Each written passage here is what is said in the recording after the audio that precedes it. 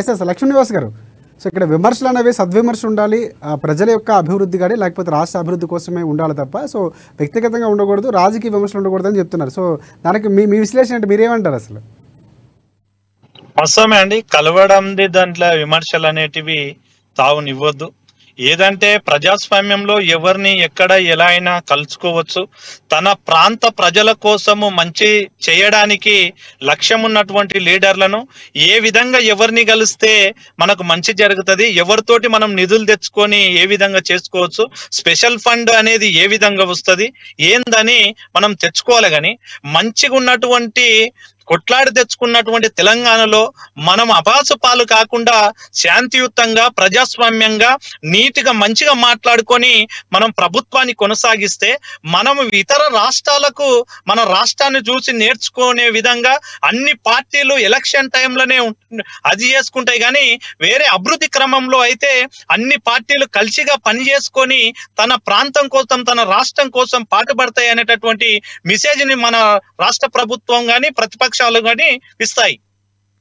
ఇంకోటి ఇక్కడ ఇదే మీరు మాట్లాడుతున్న వ్యాఖ్యల్లోనే ముందు నుంచి కూడా నేను దావోస్ పర్యటనకు వచ్చిన తర్వాత కానీ ముందు నుంచి కూడా సీఎం రేవంత్ రెడ్డి పైన విమర్శలు చేస్తున్నటువంటి పరిస్థితులు కూడా ఉన్నాయి. సో ఇక ఇలాంటి ఒక సంప్రదాయం అంటే ముఖ్యమంత్రి అయిన తర్వాత కూడా విమర్శలు వస్తున్నటువంటి పరిస్థితి కూలిపోబోతున్నటువంటి కొన్ని వ్యాఖ్యలు చేశారు. సో ఆ సాంప్రదాయం మీరు చెప్తున్నటువంటి మాటలకు కొంచెం విరుద్ధంగా ఉంది. సో దాన్ని ఏ విధంగా చూడాలి?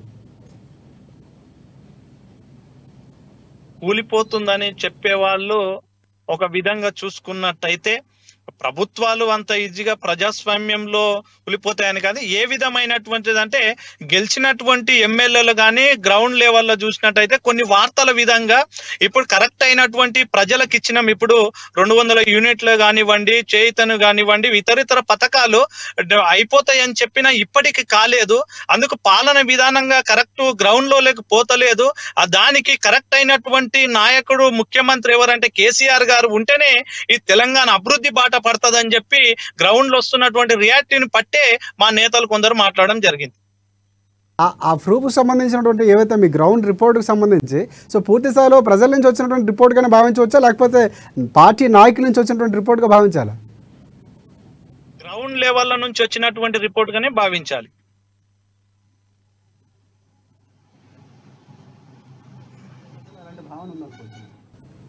ఇప్పుడు ఈ గవర్నమెంట్ వచ్చినప్పుడు 6 ముఖ్యమైన ప్రధానంగా 6 గ్యారంటీలతో 6 ప్రామిసెస్తో రావడం జరిగింది. దానికోసం వాళ్ళు 100 రోజులు ఒక టైం పెట్టుకున్నారు. సరే కొన్ని చేశారు, కొన్ని చేయడానికి కూడా ప్రయత్నం చేస్తున్నారు. ఏదైనా కూడా ఇప్పుడు ఒకటి ఎట్లుంటుందంటే ఒక 9.5 సంవత్సరాలు ఒక ఒరవడిలో ఒక పద్ధతిలో నడిచిన ప్రభుత్వం మొన్నటి ఎలక్షన్లో మారడం జరిగింది. మారిన తర్వాత ఈ కొత్త ప్రభుత్వం కూడా నిలదొక్కోవాలి, వాళ్ళు కూడా కొంత ఈ ప్రభుత్వ యంత్రాంగం మీద పట్టు సంపాదించాలి, అనేక విషయాలలో కూడా కొంత టైం పడుతుంది. కాబట్టి కొంత టైం పట్టే అవకాశం ఉంటుంది. ఇది కూడా సద్విమర్శనే తీసుకోవాలి. ఇప్పుడు ఒకవేళ నిజంగానే వాళ్ళు అనుకున్నట్టుగా గ్రామాలలో కేసీఆర్ కావాలి, కేసీఆర్ పార్టీ బాగుంటుందని భావిస్తే రేపు ఏప్రిల్ ఎలక్షన్లలో అది రిఫ్లెక్ట్ అయితే కనబడుతుంది. ఇప్పుడు వీళ్ళు గవర్నమెంట్ దాచిపెట్టినా కూడా ఆగదు అక్కడ. కాబట్టి ఒకటేంటంటే నా ఉద్దేశంలో తొందరగా నెల 15 రోజులు కూడా కాలేదు కాబట్టి అప్పుడే పెద్ద ఎత్తున తీవ్రంగా జనాలలో అసంతృప్తి వచ్చిందనడంలో కొంత వాళ్ళ ఒకటేంటంటే అపోజిషన్ పార్టీకి సహజంగానే ఉంటుంది ఆ కోరిక ఏంటంటే ప్రభుత్వమే వ్యతిరేకత పెరగాలి. ఇప్పుడు దానిలో నేను శ్రీనివాస్ గారిని కూడా తప్పు పట్టాలి. ఎందుకంటే అపోజిషన్లో ఉన్న వాళ్ళకి అధికార పార్టీలో ఉన్న వాళ్ళకి ఏముంటుంది, సహజంగానే మా పార్టీ బాగున్నది, జనాలు మా వైపు ఉన్నారు వాళ్ళు అనుకుంటారు. అయితే దీనికి అప్పుడప్పుడు టెస్టింగ్ ఎప్పుడు అంటే ఎలక్షన్స్లో.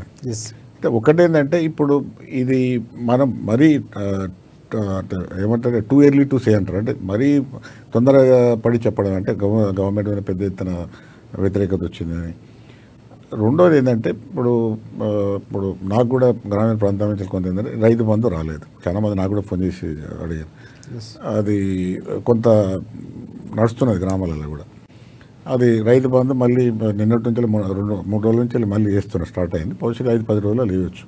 ఇప్పుడు ఆసరా పెన్షన్స్ కానీ అంటే ఇప్పుడు పేర్లు మార్చారు, రైతు బంధు కానీ లేకపోతే అంతకుముందు ఏవైతే పోయిన గవర్నమెంట్ ఇస్తూ వచ్చిందో వాటిని ఈ ప్రభుత్వం కూడా కొంత వీళ్ళు ఏమనుకున్నారంటే రైతు బంధు మేము మొత్తం 5 ఎకరాలకే పెట్టాలి, మొత్తం సాఫ్ట్వేర్ మార్చాలనుకున్నారు. సాధ్యమయ్యేటట్లేదు ఎంత తొందరగా. బహుశా నేను అనుకుంటా ఈ దఫా అంటే ఈ ఇన్స్టాల్మెంట్ మాత్రం పోయిన గవర్నమెంట్ ఏ విధంగా ఇచ్చిందో అదే విధంగా ఇచ్చి నెక్స్ట్ ఇన్స్టాల్మెంట్ నుంచి వెళ్ళి మళ్ళీ సాఫ్ట్వేర్ పెద్ద ఎత్తున మార్చాలి. తర్వాత విధానాలు కూడా మరి 5 ఎకరాలకు ఇస్తారా, 10 ఎకరాలకు ఇస్తారా, కౌలు రైతులకి అదే విధి విధానాలు రూపొందించాలి. కొంచెం టైం పడుతుంది. అది ఎవరికైనా ఏ గవర్నమెంట్ ఉన్నా కూడా అది సహజంగా కొంత టైం పడుతుంది కాబట్టి మనం అర్థం చేసుకోవాలి. రెండోది ఏంటంటే ఒకవేళ వీళ్ళు 6 ప్రామిసెస్ ఏవైతున్నాయో వాటిని అమలు చేయడంలో విఫలమైతే మాత్రం తప్పకుండా ప్రభుత్వం మీద వ్యతిరేకత మొదలవుతుంది. అందులో ఏమాత్రం అనుమానం లేదు. కాబట్టి ప్రభుత్వం ఒకవైపు తమ వాగ్దానాలు అమలు చేయడానికి ప్రయత్నం చేస్తారు. రెండో వైపు ప్రతిపక్షంలో ఉన్న పార్టీ కూడా ఏం చేస్తారంటే మా టైంలోనే బాగుండే, మేమే బాగు చేసినా వాళ్ళు కూడా చెప్పుకుంటారు. అంటే ప్రజాస్వామ్యంలో రెండు కూడా నడుస్తుంటాయి. కాబట్టి అంతిమంగా ప్రజలు ఏం నిర్ణయిస్తారనేది ప్రజలు నిర్ణయిస్తారు.